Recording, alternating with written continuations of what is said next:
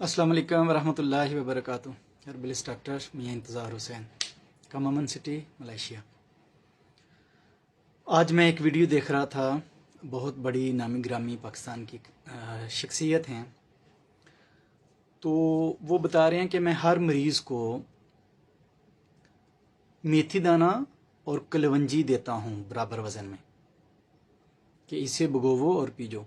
देखिए, कलवंजी के मतलब आप सल्लल्लाहु अलैहि वसल्लम की हदीस है कि इसमें शफा है, और मेथी दाने के मतलब भी हदीस है। ये बात बिल्कुल सर तस्लीम खम है, इसमें कोई दो राय नहीं है। लेकिन जो हिकमत है वो इस चीज़ का नाम है कि किस मरीज़ को किस जगह पर किस चीज़ के साथ कौन सी दवा देनी है। मिसाल के तौर पर यही चीज़ मेरा ख्याल है उनकी चूँकि फॉलोशिप बहुत बड़ी है, तो बहुत से लोग उनको फॉलो कर रहे हैं और इस्तेमाल भी कर रहे होंगे। और मुझे बेशुमार लोगों ने बताया है कि हमें उससे नुकसान हुआ है। मैंने इस पर 2 साल कबल एक वीडियो बनाई थी कि अगर आप इस पर अमल करेंगे तो मिसाल के तौर पर मैं मलेशिया में हूँ। मलेशिया का मौसम आजकल 32, 34, 35 टेम्परेचर होता है। पाकिस्तान में भी आजकल, इंडिया में भी इसी तरह का मौसम है।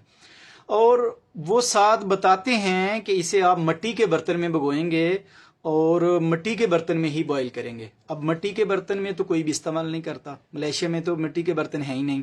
जहाँ कहीं एक दो हैं, मैंने आज खुद ट्राई की कि मैं मिट्टी का बर्तन हासिल करके तो उसमें कुछ चीज़ें बॉईल करूँ, स्पेशली हांडी बना सकूँ, सालन बना सकूँ, तो वो फ़ौरन टूट जाती है गैस पर रखते ही। तो कहने का मतलब ये है कि लोग इस चीज़ को तो फॉलो करते हैं कि मेथी दाना और कलवंजी ठीक है भी ठीक, लेकिन अगर बंदे के मजाज में पहले से गर्मी बहुत ज़्यादा है, खुश्की बहुत ज़्यादा है, तो इसका मजाज भी खुश्क गर्म है, तो फ़ायदे की बजाय इसका नुकसान होगा। बहुत से लोगों ने बताया, आप भी चाहें तो इस पर ट्राई करके देख सकते हैं कि अगर आप मिट्टी के बर्तन में उसे भिगोएंगे नहीं ताकि उसकी तसीर चेंज हो जाए, तो फिर आप देखेंगे कि 15-20 दिन के बाद पखाने के साथ खून भी आना शुरू हो जाएगा लोगों को। यानी ऐसे है जैसे आप गन्ना डायरेक्ट खाते हैं, उसकी तसीर और है, और अगर उसकी रौ बना लें, रस बना लें, तो उसकी तसीर और है। और उसी गन्ने के जूस को आप 5-7 घंटे पड़ा रहने दो तो तसीर बदल जाएगी। फिर उसी गन्ने के रस से आप शक्कर बनाएं तो तसीर बदल जाएगी, गुड़ बनाएं तो तसीर बदल जाएगी।